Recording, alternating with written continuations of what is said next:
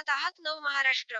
अजित पवार यांच्या जागी त्यांच्या पत्नी खासदार सुनेत्रा पवार यांनी उपमुख्यमंत्रीपद स्वीकारावे, असा आग्रह राष्ट्रवादीतील नेते, मंत्री, आमदार करत आहेत. आधी अजित पवारांच्या जागी विधिमंडळ पक्षाचा नवा नेता निवडण्यासाठी 2-3 उद्या शनिवारीच पक्षाच्या आमदारांची बैठक होईल. पक्षाचे बहुसंख्य मंत्री आणि आमदार सुनेत्रा पवार यांच्या पाठीशी असल्याने बैठकीतही विधिमंडळ पक्षनेतेपद आणि उपमुख्यमंत्रीपद स्वीकारण्याबाबत सुनेत्रा पवार यांच्या नावाचाच आग्रह होईल.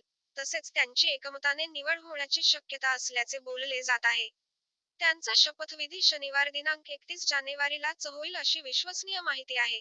अन्न, औषध प्रशासन मंत्री नरहरी झिरवळ यांनी सुनेत्रा पवार यांना मंत्रिमंडळात घ्यायलाच हवे, अशी भूमिका मांडली आहे.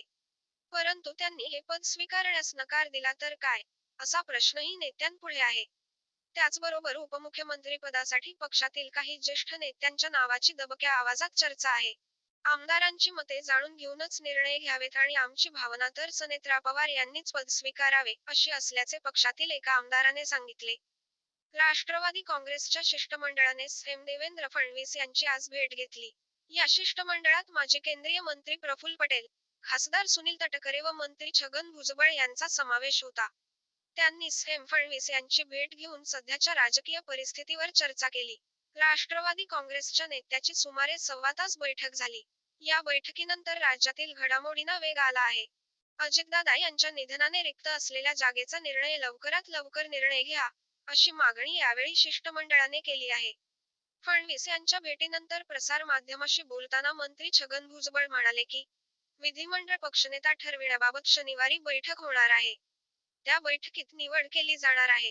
त्याबाबत उद्याच्या बैठकीत निर्णय झाल्यास शनिवारी नव्या उपमुख्यमंत्र्याचा शपथविधी होणार असल्याचे त्यांनी स्पष्ट केले. दरम्यान, मुख्यमंत्री देवेंद्र फडणवीस यांच्या भेटीबाबत बोलताना सुनील तटकरे म्हणाले की, मुख्यमंत्री फडणवीस यांची भेट जरूर झाली. सुनेत्रा वहिनी आणि त्यांचे कुटुंब धार्मिक विधीत आहे. त्यानंतर आम्ही कुटुंबाशी संपर्क करू.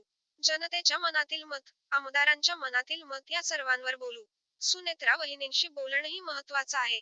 दादाने ज्या पद्धतीने संबंध महाराष्ट्र घडवला, त्यांच्या निधनाने राज्य शोकमग्न आहे. त्यात शोकाकुल वातावरणात आम्ही आहोत. बाकीच्या विषयावर चर्चा झाली नाही. Subscribe now and press the bell icon. Never miss an update.